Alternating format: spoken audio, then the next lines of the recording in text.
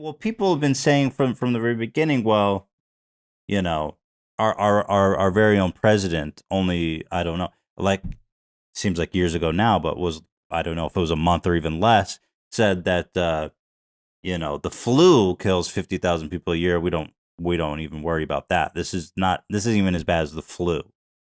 What do you how do you react when you hear people saying that, it's just the flu It's here, just the guys? flu. That line. Mhm. Here, I have 10 different points. Well, I First, think what we just spoke about pretty much shut that point down, yeah. but Well, first of all, here's the differences. We already talked the reproductive number. The flu has a 1.3 reproductive number, um, and this one has anywhere between 2 and 4.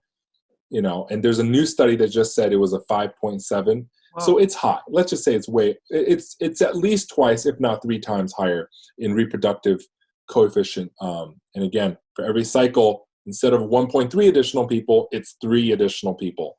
So it spreads much faster. The flu. Many of you actually have background immunity because you've had the flu before. You've had a related cousin of that this year's strain. So you have some partial immunity. Um, the flu, also you have a vaccine. Now, it's not perfect every year because the flu mutates really fast. This is why it's hard. We have to have a new vaccine every year. But at least it's 50% effective this year. Most years it's like 75, 80% effective. hmm. So that's a huge difference. That's 3 points of difference right there. The flu has a mortality of zero point 0.1. Hmm. This one, if it's contained, has a mortality of at least 1%, if not 2 to 3%. And if it's uncontained, in a runaway situation, it will go way above 3%. And again, even 1% means it's 10 times deadlier. 3% means 30 times deadlier. Um, and the other thing is the flu does not spread asymptomatically, which means before you even have symptoms, it's not a worry. And neither did the old SARS. So, for example, if you flew on a plane, you felt perfectly healthy, and 2 days later, um, you fly into LA to do your interview, and then you feel sick, you would only have to quarantine those around you when you were sick, not everyone on the plane or at the airport when you are still healthy. The problem with this virus is it spreads even when you have no symptoms. So even when you thought you were healthy and you're coughing or just spitting when you talk, everyone spits when they talk, you're actually transmitting the virus to other people. Again, some people are much more susceptible. So this, and apparently now that it seems that there's at least 25% of the people who are completely asymptomatic. In Iceland, which is the king of testing for this, Hmm. just for comparison, Iceland tests 5,000 tests per 100,000 people. The US does about 400 tests per 100,000 people. Wow. We're at least tenfold lower than Iceland. And so, and there Wow. they discovered that 50% of the people, when they test so many people, 50% of the people are asymptomatic, Wow. which means this virus is literally spreading. Again, we know it's spreading asymptomatically. It's spreading silently in our population. And the flu, we also have treatment. Tamiflu, we have many other known treatments or drugs for the flu. For this one, up until now, we have no proven treatments that really, really work yet, that we know for sure works and know how much it works. How long does it take to develop a treatment? Like, it depends on what kind of treatment. There's existing drugs, which, we'll get to, hydroxychloroquine. And there's other drugs like for HIV and hepatitis C, for other viruses that we're testing. We have some hope that because they're already on the market, we just have to retest it for this one, as opposed to developing a brand new drug that takes longer. Hmm. This is why the vaccine takes longer, because the vaccine you have to go through the early safety testing and then the efficacy testing, and then But now for the existing drugs, you can just test. Oh, we know it's safe. Let's just test it for if it I prevents COVID death. So we for remdesivir, the drug, we might get results in like 2-3 weeks. That said, it is a lot of these hepatitis C and HIV drugs are really expensive. And that's the problem. So we don't have, and hydroxychloroquine, it's cheaper, but it's very limited supply. It's originally only for people with malaria, which almost no one in America has, or lupus, which is really rare. So we don't have enough supplies of them, and they have extreme side effects, which again, some people are very, very susceptible. Some people are fine, but we need to know, like, does the known extreme side effects outweigh the benefits for it? So we'll hopefully have drugs much faster than we'll have vaccines. And one of the things I'm trying to work on is actually trying to speed up the drugs. There are a lot of bureaucratic loopholes. Like right now, the fastest thing you can do to find a drug is, hey, all you doctors and seeing hundreds of patients in New York City, I'm going to give you guys have like literally like thousands of patients a day, right? I'm going to give you guys this drug and give you guys a placebo randomly. And then in 1 week, 2 weeks max, you will be able to tell me if the drug works. Theoretically, if we had a drug that's already on the market, let's just say vitamin D, that's what I would do, because vitamin D prevents cytokine storm for other pneumonias. I would do that. But to actually carry out that trial, there is like a boatload of bureaucracy. Now, they're valid. They need to go through the FDA, go through institutional review board. You have to pay the fees to the hospitals and the universities. You have to, and then you have to wait for clearance. Are we not pay tearing for the down these liability? hurdles? And if the patients get sick under your watch while doing a trial, technically the trial has to pay for it. But all these red tape could be just cut. They're already in the hospital anyways. Right. If they waive all of these requirements, speed up the approval, and New York does not have to wait for FDA, theoretically you could do it much, much faster. That's good. Right. Like, we need to be doing that now. The federal government says marijuana is illegal, right? But a lot of states says it's okay.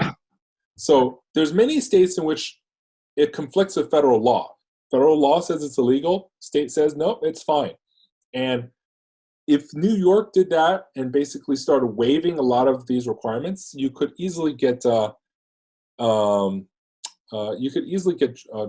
trials done very fast. And then if you told hospitals, stop charging fees, all you doctors are on the front lines, make it part of your job to test these drugs.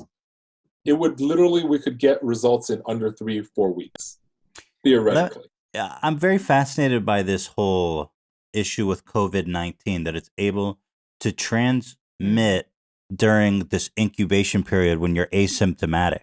Yeah. Is that rare? I mean, how does that work? Is this something that you see commonly? Yeah, it's really common. It's well established. We saw it happening in January and February, and but now there's like a mountain of evidence. I think there's like 10 studies that confirms this now. It is like.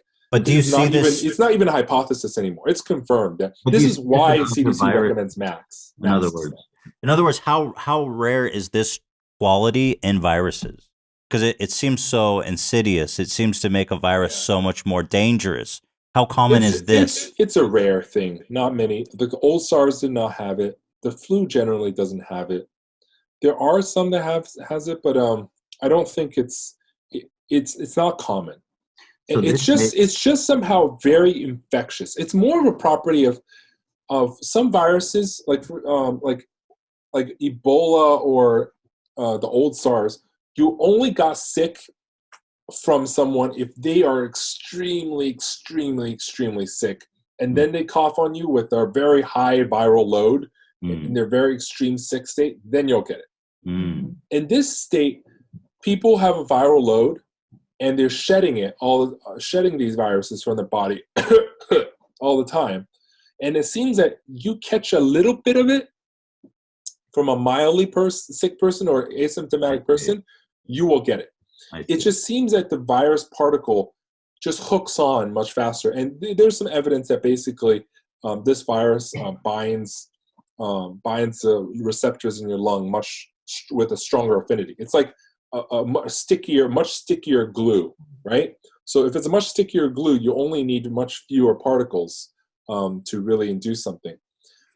We don't know the exact dynamics, but we know it's much infectious. And the other thing with incubation is, how they always say, isolate yourself, quarantine for 14 days? Well, that was based on an early study in China, but they did a reanalysis of some other things. And one study says 1 in 100 people will have an incubation period longer than 14 days, which incubation is from the time you get infected to the time you show symptoms and know that you are sick. It's longer than 14 days. And the point of the quarantine period is that if we're not sure if you're sick, if you were in close contact with a friend who was sick, you're quarantined for 14 days. And if you don't show symptoms, hey, you're okay. You're in the clear. Without even doing a test, you're in the clear. But there's a lot of people who basically get sick much longer outside of the 14-day window. And this other study said 12% of people who are infected develop symptoms beyond the 14 days. So you And think that is the a damn quarantine, problem. right? Yeah. You think so? What do you think the quarantine should be? I mean, how can we start quarantining people for like 30 days? That seems It's so insane, yeah. like And just some people over the are top. saying 16, 18. Some people are saying Just a little 21 extra, days. right?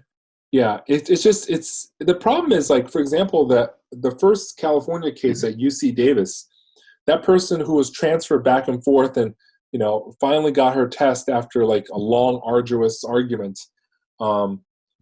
She got tested positive finally in the ICU, but by then she 120 UC Davis healthcare workers had to be like put out of commission for 2 weeks because they were in close contact without masks and everything, and many of them did come down with the virus. Wow. So this thing is it's serious. Like, the other key example is remember the Diamond Princess ship off of Japan?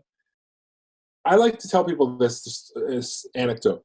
The Japanese quarantine officer, he's a quarantine officer. He knows about infections. He goes on the ship to inspect, on there for a few hours, comes off the ship, a few days later, tests positive.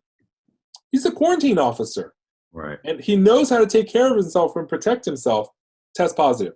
Another Japanese firefighter who's transporting really sick passengers to the hospital, from the ship to the hospital, was protected. After transporting them, he tests positive, even though he was protected. Is this one of the most contagious diseases you've ever come across? It's pretty contagious. Look, measles is more contagious. Measles has an R naught like above 10. Wow. Okay. So there's a whole nother stratosphere. But the difference is most of us are immune because we have a vaccine for it.